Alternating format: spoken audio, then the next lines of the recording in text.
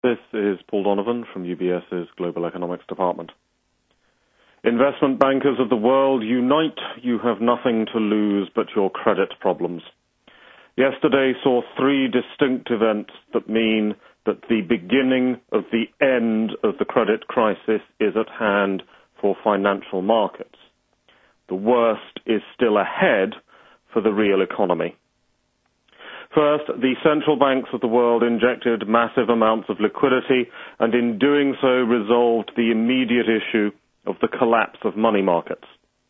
This allowed the financial system to continue to function, but obviously did nothing to resolve the fundamental flaw, which is the insufficiency of capital in the financial sector.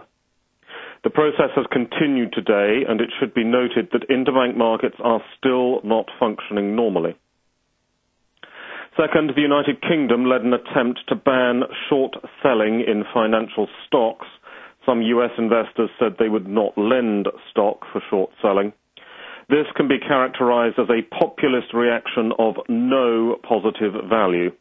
Anyone who seriously thinks that the cause of this crisis arises from the actions of evil and manipulative speculators lacks the insight and knowledge to be allowed anywhere near the regulation of financial markets.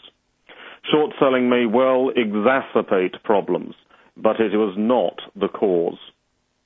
Third, Comrade Schumer of the Senate of the People's Democratic Republic of America announced that he had had discussions with Comrades Bernanke and Comrade Paulson, and effectively that a public sector injection of capital into the banking system was now under consideration.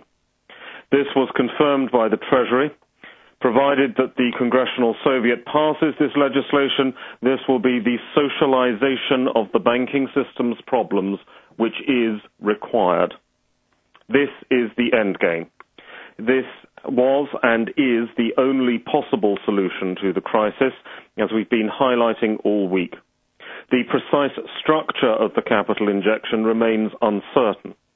It could be an RTC-style model, which followed the savings and loans crisis, focusing on the purchase of poor quality assets.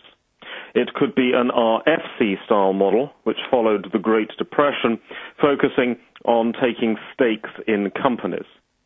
The details matter to markets, but from a macroeconomic perspective, they do not matter at all. Injecting social capital into the banking system is all that matters. Assuming legislation passes, Thursday night can be regarded as the financial system turning point. Questions over the best model for investment banking will remain, of course, and nervousness will also remain. 3-month T-bills are still around 0% yield. However, the fundamental cause of the crisis is addressed under these proposals. Tactically, this is positive for equities and for credit product, and negative for government bonds. And our asset allocation team have reflected that in a note published last night. However, this is a tactical rather than a long-term call. Comrade Schumer's dramatic announcement marks the beginning of the end for the financial crisis. However, it merely marks the end of the beginning for the real economy. The worst is still ahead of us in economic terms.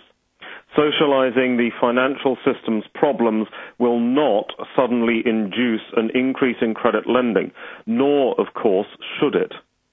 The process of bank balance sheet repair is only one half of the story. The other half is the need for borrower balance sheet repair, and that is borrower balance sheet repair on both sides of the Atlantic.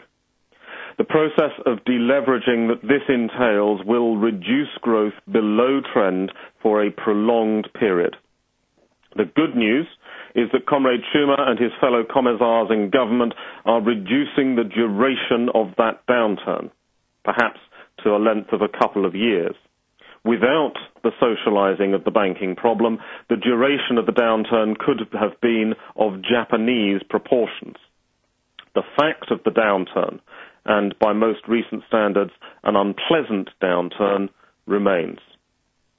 It's worth noting that the second quarter flow of funds data from the states published yesterday showed that non-financial borrowing grew at 3.5%. That is a nominal figure, down about 8.1% from the end of last year. Household debt has contracted sharply. We believe there is a further contraction ahead. We should not undermine the revolutionary aspect of yesterday's events. At the same time, we must recognize the difference between markets pricing out the extremes of risk and fundamental recovery. Yesterday's events were absolutely essential, but there is a long and uncertain path ahead for the real economy. As Comrade Lenin said, it is impossible to predict the time and progress of revolution. It is governed by its own more or less mysterious laws. That's all for today. Have a good day.